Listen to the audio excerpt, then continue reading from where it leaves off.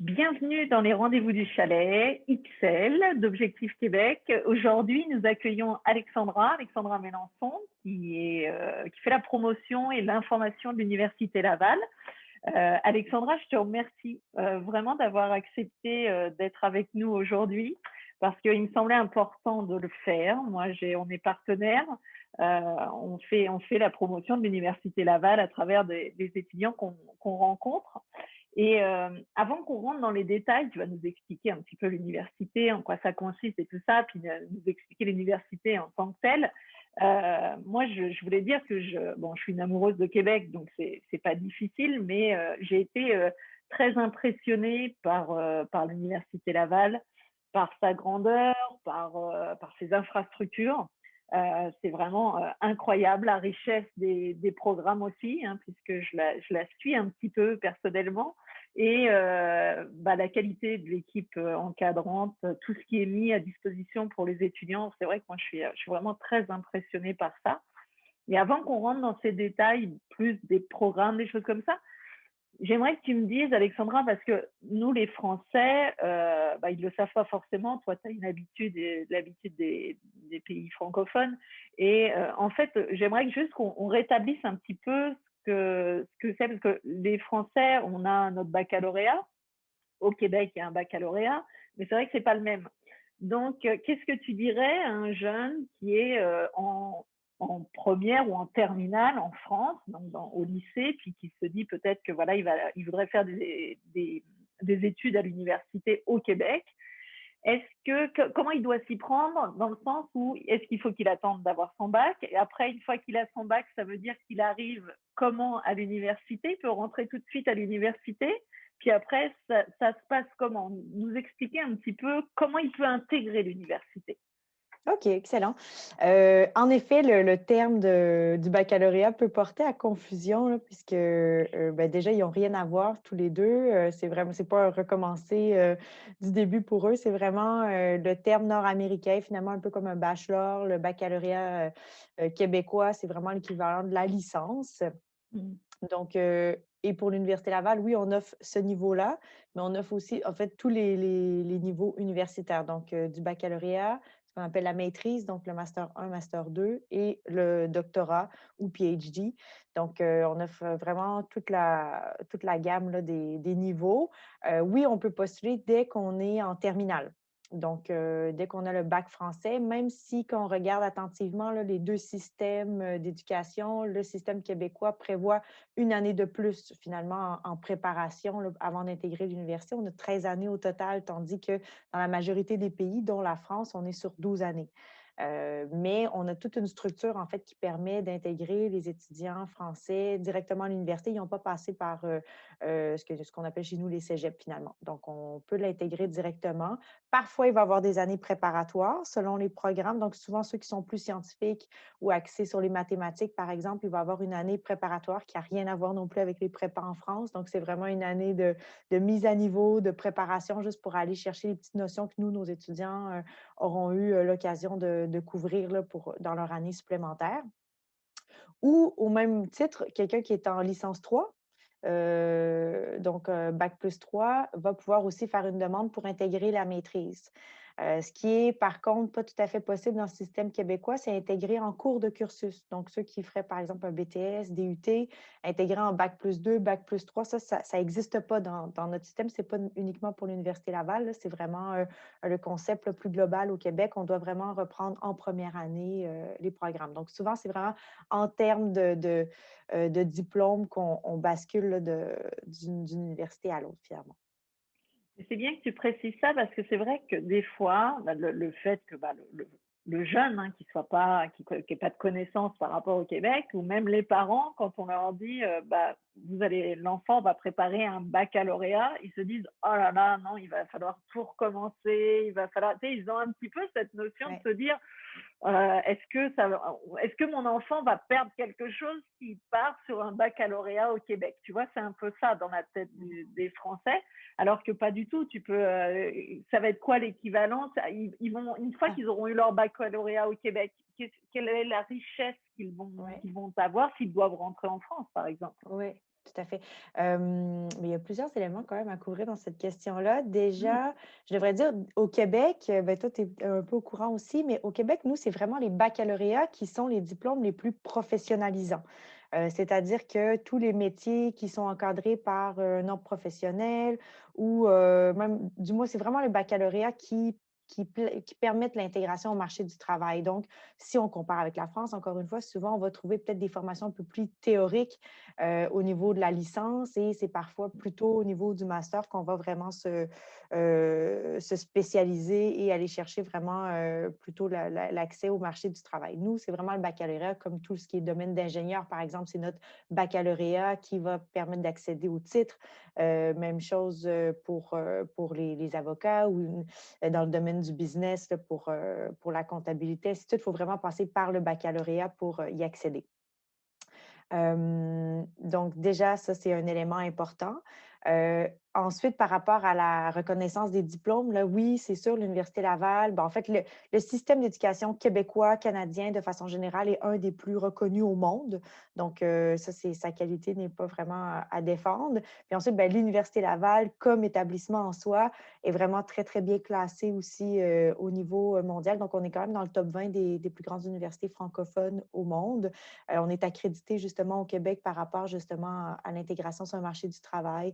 Donc, il n'y a pas vraiment d'enjeu pour ce qui est de venir faire ses études chez nous et ensuite de repartir, là, que ce soit en France ou même ailleurs dans le monde. Là, souvent, le diplôme est reconnu. Il y a quelques petites exceptions là, qu'il faut faire attention, mais c'est souvent le cas aussi des deux côtés. Donc, par exemple, justement, je l'ai nommé tout à l'heure, mais le droit, ben, c'est sûr que nous, c'est le droit québécois. Donc, on ne peut pas nécessairement être avocat au Québec puis ensuite rebasculer en France sans s'attendre à avoir une mise à niveau du domaine juridique. C'est des domaines qui sont un peu différents. Mais l'autre exemple que je donnais comme ingénieur, ça, c'est vraiment reconnu au Québec, en France. Puis souvent, le gros volet qui est très, très intéressant au Québec, c'est tout le volet formation pratique. Donc, nous, dès la licence, comme je le disais, les stages, la formation pratique, la possibilité de travailler en même temps qu'on étudie, c'est quelque chose qui est très présent, qui est très ancré dans notre quotidien. Donc, cette expérience-là nord-américaine, si on décide de retourner en France, c'est vraiment une plus-value peut-être comparé à des collègues qui sont restés en France finalement. Très bien. Et alors, qu'est-ce que un jeune bon, qui a bien compris ça, qui se dit qu'il va faire son bac en France et puis qui veut partir à l'Université Laval, j'imagine les programmes, tu en as pléthore, mais quel programme le jeune peut tout faire ou il y a quelque chose en particulier où tout est possible? Ben, en fait, nous, oui, on a 500 programmes d'études déjà pour tous les niveaux. Pour au niveau des baccalauréats, c'est à peu près une centaine. Mhm. Heu, Puis là-dessus, il y en a c'est quelques rares exceptions où vraiment l'admission est totalement fermée. Ensuite, il y a quand même une gamme de programmes qu'on appelle, nous, contingentés, donc qui sont à accès limité.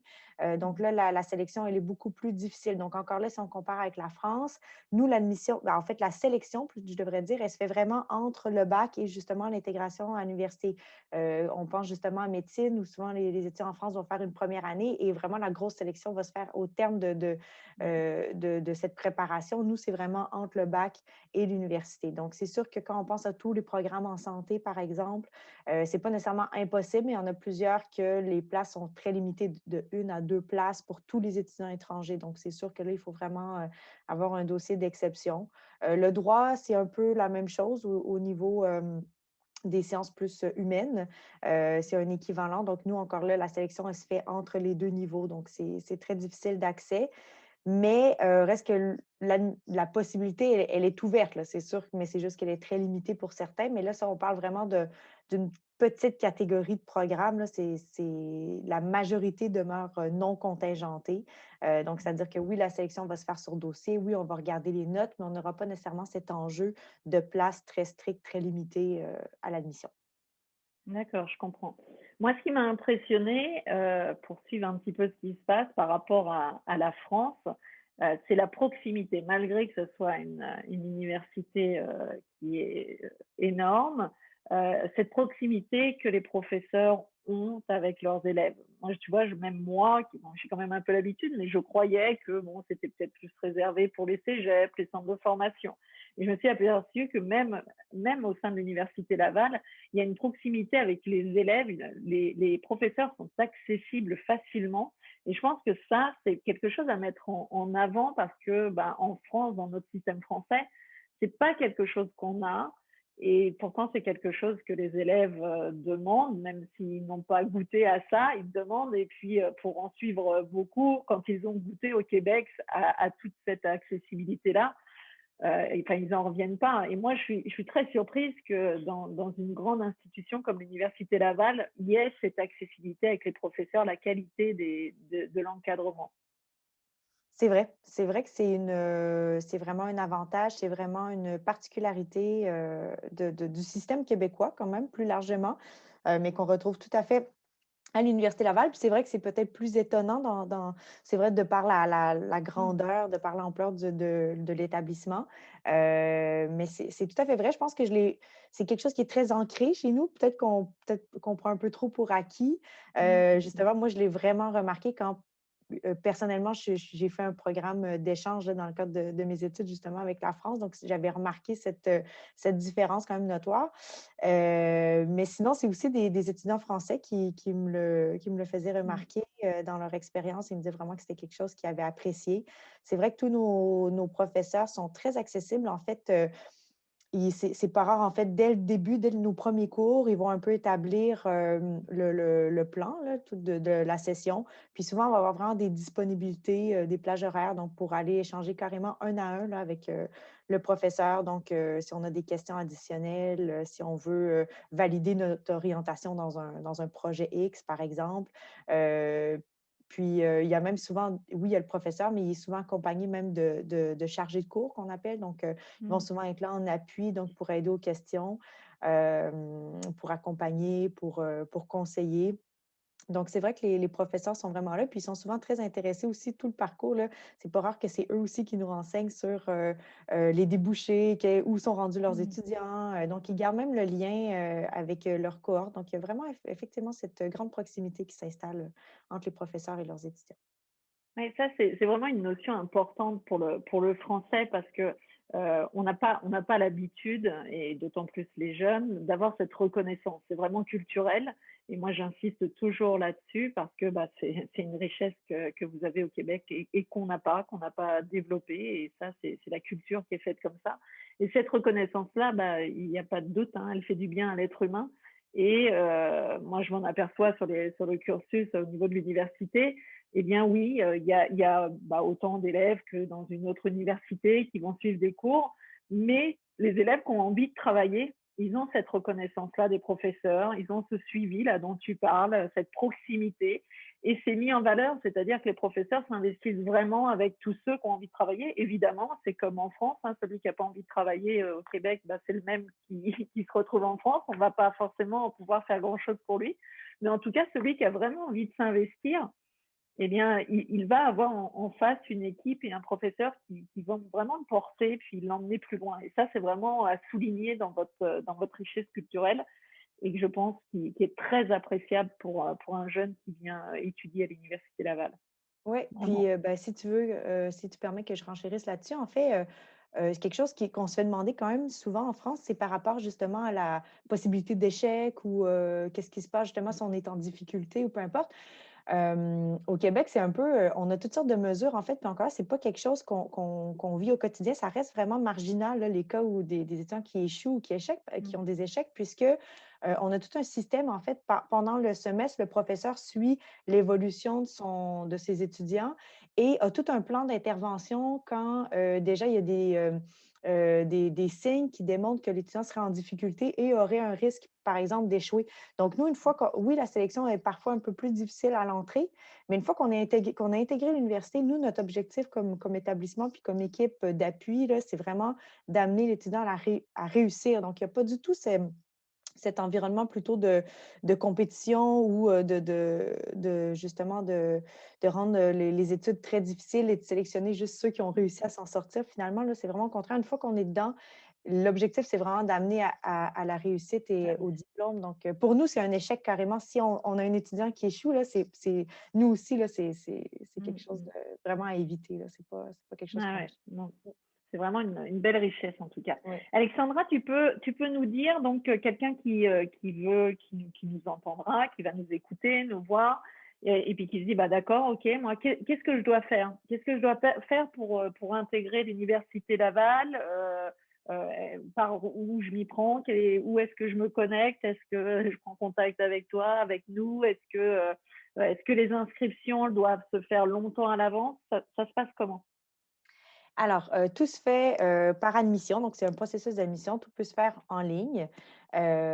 Oui, évidemment, si on a des questions, si on veut approfondir son dossier, il y a toujours on a quand même une équipe qui est très, très, très accessible, très disponible pour répondre, rapidement aux questions, dont moi, effectivement. Mais sinon, si quelqu'un est déjà prêt à faire la demande, tout se fait en ligne. C'est une demande d'admission, électronique, finalement. Oui, il faut commencer quand même longtemps à l'avance. Là, c'est encore possible de le faire pour automne 2021. Je Mhm. dirais qu'il ne faut vraiment pas tarder, par contre, parce qu'il y a tout le volet d'immigration, en fait. C'est pour ça qu'on met les dates limites pour les étudiants étrangers plus tôt, puisque justement, il y a l'étape de sélection, mais après, il y a l'étape justement d'immigration qu'on doit prévoir. Donc, normalement, pour une année typique, on dit toujours de viser le 1er février. Mais après cette date-là, c'est possible encore de déposer. Jusqu'au 1er avril, c'est encore assez possible. Donc, c'est passé cette date-là.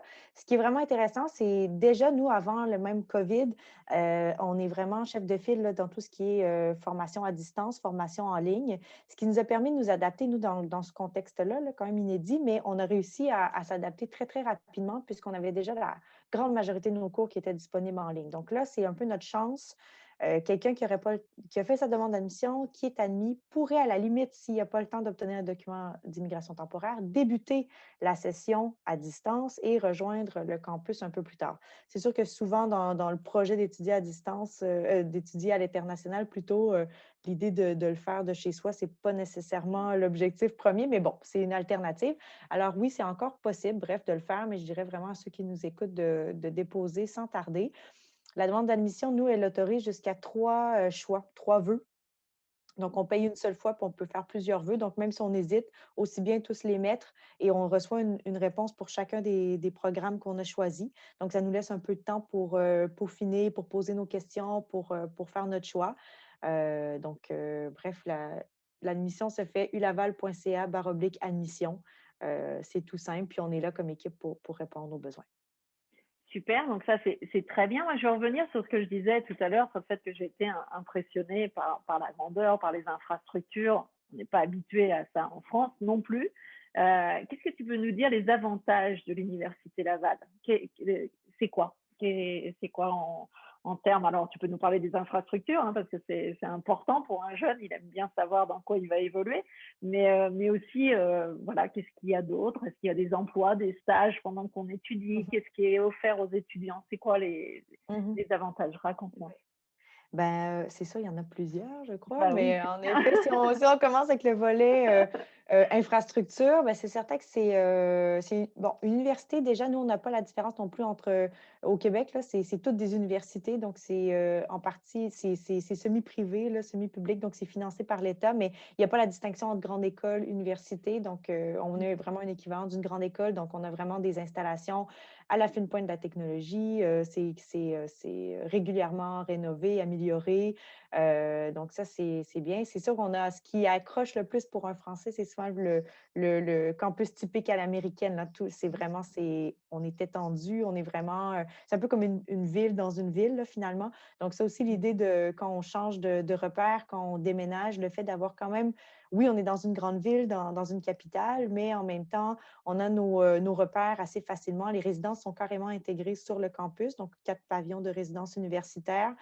Donc, on peut se rendre facilement à pied de notre chambre à notre salle de cours, à la bibliothèque, en passant par le PEPS. Je dois quand même le souligner, le PEPS, c'est notre complexe sportif. C'est un des plus gros de tout l'Est du pays. C'est assez phénoménal, là. Donc, 2 piscines olympiques, des murs d'escalade, des stades de foot intérieur, extérieur. Donc, il y a même un champ de pratique de golf sur le campus là, pour donner une idée de l'ampleur Énorme.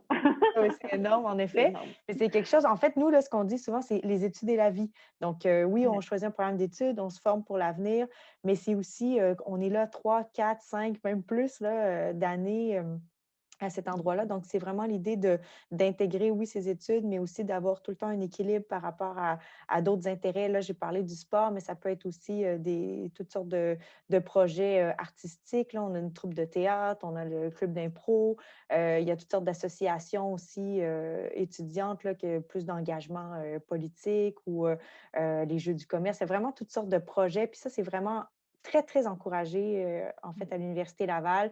C'est pas nécessairement obligatoire, mais c'est pour ça que parfois on a un petit peu moins d'heures de cours. C'est vraiment pour pouvoir y intégrer d'autres intérêts, d'autres projets.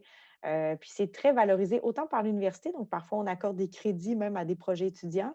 C'est très valorisé sur le marché du travail aussi. Donc de voir un étudiant qui a peut-être fait ses études en un petit peu plus de temps que ce qui est prévu, donc mais en même temps qu'il y a toutes sortes de projets qui ont été faits, donc des stages, des projets étudiants, des compétitions interuniversitaires. Donc, c'est quelque chose qui est vraiment valorisé.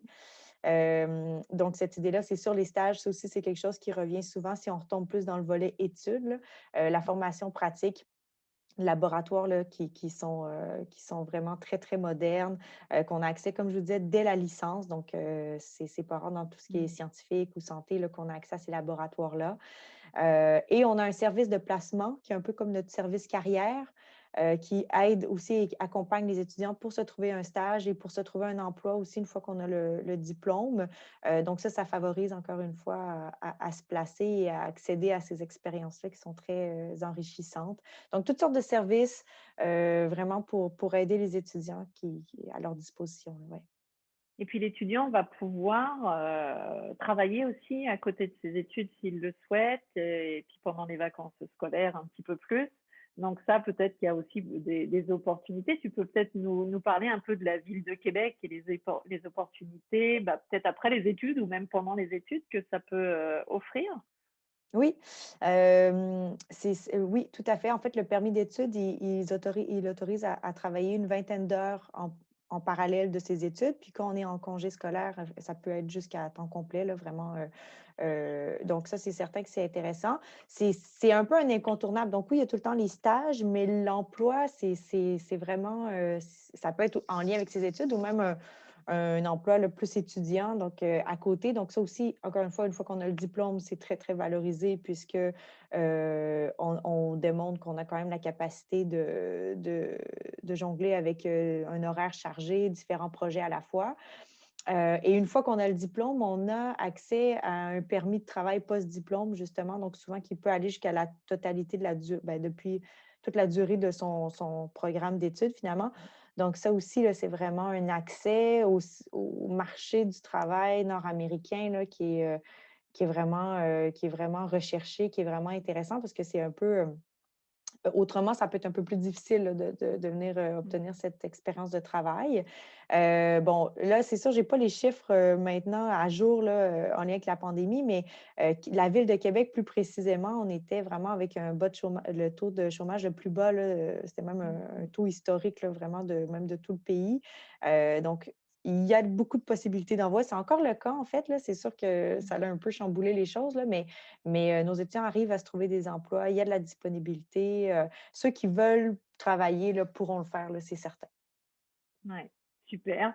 Alexandra, tu as quelque chose à rajouter sur tout ce qu'on a dit? Quelque chose que tu aimerais dire sur l'université ou sur les opportunités pour les étudiants, futurs étudiants qui voudraient venir jusqu'à toi? Ben, en fait, je peux peut-être parler, nous avons fait une expérience des portes ouvertes récemment. Là, ce qui est vraiment intéressant, c'est l'ensemble des webconférences qui ont été offertes lors de cette journée sont maintenant disponibles en rediffusion. C'est pour une durée quand même limitée, mais je crois que c'est vraiment une expérience riche. Là, c'est une des premières fois qu'on peut faire ça. Normalement, c'est uniquement en présentiel. Donc, c'est la première fois que nos étudiants à l'étranger ont accès à ces portes ouvertes, donc autant en visite virtuelle qu'en conférence des professeurs, des étudiants. Donc, c'est quand même une chance de pouvoir aller au moins les visionner en rediffusion. Si on fait le ulaval.ca/porte ouverte, on va trouver toutes ces infos. Sinon, comme je disais, c'est ce qu'il faut garder en tête à cette période-ci, c'est vraiment, il est encore temps, même si des étudiants hésitent, on fait des démarches avec Parcoursup, rien n'empêche de se donner une possibilité de plus avec les études à l'étranger. C'est une ville qui est très, très sécuritaire. C'est sûr, on n'a pas parlé des coûts des études, là, mais en termes, dans tout ce qui est nord-américain, c'est là où les coûts des études sont les moins élevés. Puis en plus, on a la chance entre la France et le Québec d'avoir des ententes qui donnent accès à un tarif préférentiel. Donc, je crois que ça vaut vraiment la peine d'investiguer un peu puis de vérifier les possibilités là, à l'Université Laval. Super. Bah, écoute, Alexandra, c'était un plaisir. Moi, ça m'a fait vraiment plaisir de présenter l'université grâce à toi. Bah, j'espère qu'il y aura plein de personnes qui vont nous lire. Et puis, même si ce n'est pas des personnes qui vont pouvoir rentrer là en août 2021, en tout cas, voilà, même si ce n'est pas cette rentrée-là et que bah, des fois, il faut un petit peu plus de temps pour la préparer, bah, y a pas de mal par rapport à ça. On s'y reprend pour l'année d'après et tant mieux.